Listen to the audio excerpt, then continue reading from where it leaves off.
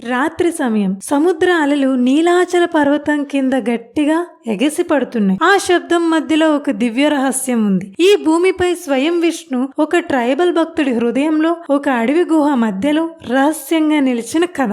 ఆ రహస్యం నుంచి ప్రపంచంలో ఒక మహా క్షేత్రం ఎలా పుట్టిందో వినండి. స్కంద పురాణం ఉత్కలకాండ ప్రకారం నీలాచల అనే దివ్య పర్వతం పైన మొదటిగా నీలమాధవ అనే విష్ణు స్వరూపం రహస్యంగా ఆరాధించబడేవారు. ఆయన ఆరాధకుడు ఎవరంటే విశ్వాబసు సబర, ఒక ఆదివాసి భక్తుడు. విశ్వాబసు ప్రతిరోజు అడవి మధ్యలో ఒక గుహలో నీలమాధవుని పూజిస్తున్నారు. దేవుని సన్నిధి చాలా రహస్యం, ఎవ్వరికి కూడా తెలీదు. అయితే దేవతలు కూడా అక్కడే దర్శనం చేసి పుష్పవర్షం చేస్తున్నారనైతే పురాణం అయితే వివరిస్తుంది. అయితే ఆ సమయంలో మాలవ దేశ రాజైన ఇంద్రద్యుమ్న మహారాజు ఒక మహావిష్ణు భక్తుడు. ఒకరోజు ఆయన సభలో ఒక తపస్వి ద్వారా నీలమాధవ మహిమ విని ఆయన హృదయంలో ఒక అగ్ని ప్రజ్వలించింది. భూమిపై స్వయం విష్ణు రహస్యంగా ఉన్నాడు అంటే నేను దర్శనం పొందకుండా ఎలా ఉండగలను అని వ్యుకులుడు అయ్యారు. రాజు తన పురోహిత వర్గంలో ఉన్న విద్యాపతి అనే బ్రాహ్మణుని నీలమాధవుని కనుక్కోవడానికి పంపించారు. విద్యాపతి చాలా రోజులు అడవిలో వెతుకుతూ తిరిగారు. చివరికి విశ్వాబసుని కనుగొన్నారు. మొదట్లో విశ్వాబసు రహస్యం చెప్పడానికి ఒప్పుకోలేదు. కానీ తరువాత విద్యాపతి విశ్వాబసు కుమార్తె అయిన లలితను వివాహం చేసుకున్నారు. ఆ విశ్వాసం ద్వారా విశ్వాబసు ఒప్పుకొని కానీ ఒక షరతైతే పెట్టారు. కన్నులు కట్టుకుని అంటే కళ్ళు మూసుకొని మాత్రమే ఆ స్థలానికి తీసుకుని వెళ్తానని అయితే చెప్పారు. దానికి విద్యాపతి ఒప్పుకొని విద్యాపతి మహాచతురుడు.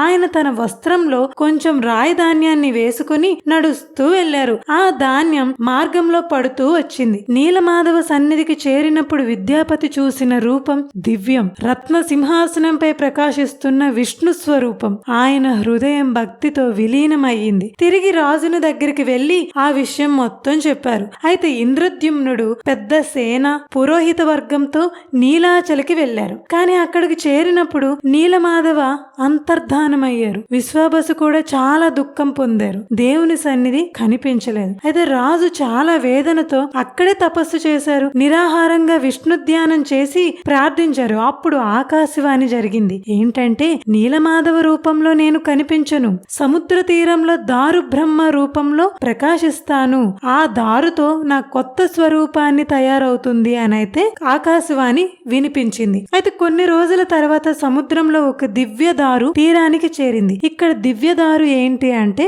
వేప దుంగ. ఆ వేప దుంగ తీరానికి చేరింది. ఆ దారు మీద శంఖ చక్ర గద పద్మ చిహ్నాలు కనిపించాయి. ఆయన్ని కదిలించడానికి రాజు విశ్వ ప్రయత్నాలు చేశారు. కానీ ఆ ప్రయత్నాలన్నీ కూడాను విఫలమయ్యాయి. ఆ దారు ఎంత మాత్రం కదలలేదు. విశ్వాబసు మరియు విద్యాపతి కలిసి ప్రార్థన చేసినప్పుడు మాత్రమే ఆ దారు సులభంగా కదిలింది. ఇక్కడ ట్రైబల్ భక్తితో పాటు వైదిక పరంపర కలిసిన సందేశం అయితే కనిపిస్తుంది. రాజు ఆ దారుతో విగ్రహాలు తయారు చేయడానికి సిద్ధమయ్యారు. అప్పుడు ఒక వృద్ధ శిల్పి వచ్చారు.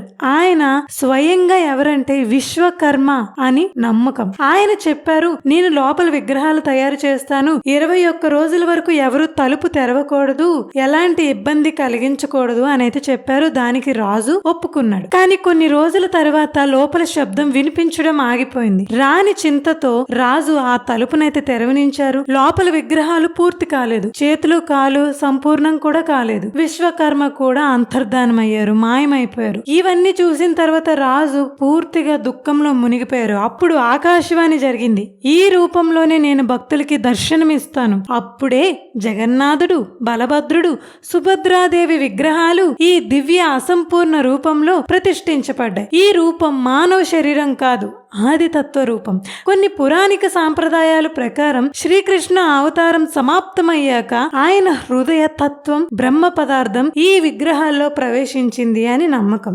అందుకే జగన్నాథుడు కృష్ణతత్వం స్వరూపంగా ఆరాధించబడుతున్నారు. అయితే ఇంద్రద్యుమ్న మహారాజు పెద్ద యజ్ఞం చేసి మందిరాన్ని నిర్మించారు. అలాగే నీలాచలం పైన ఈ దివ్యక్షేత్రం ప్రతిష్ఠ పొందింది. ఇక్కడ జగన్నాథుడు జగత్నాథుడు అంటే ప్రపంచానికే అధిపతి భక్తులకి దర్శనం అయితే ఇస్తున్నారు. అయితే ఈ కథలో గొప్పటి తత్వ రహస్యం ఏంటి అంటే విశ్వబసు ఒక ట్రైబల్ భక్తి, అలాగే విద్యాపతి వైదిక పరంపర, ఇంద్రద్యుమ్న రాజధర్మ భక్తి. ఈ మూడు కలిసి జగన్నాథ పరంపరని స్థాపించే దేవుడు ఒక వర్గానికి మాత్రమే కాదు అని ఈ లీల చూపిస్తుంది. నీలమాధవ రహస్యం నుండి జగన్నాథ ప్రకటనం వరకు ఈ గాథ మనకు చెబుతుంది, దేవుని రూపం మారొచ్చు కానీ తత్వం నిత్యం. భక్తి ఎక్కడ ఉంటే అక్కడే భగవానుడు ప్రకాశిస్తాడు అని. సముద్ర అలలు ఇప్పటికీ నీలాచలం దగ్గర ఎగసిపడుతున్నాయి, కానీ ఆ గోపురంపై నిలిచిన జగన్నాథుడు ప్రతి భక్తుణ్ణి చూస్తూ నవ్వుతున్నారు. నీలమాధవగా రహస్యంలో ఉన్న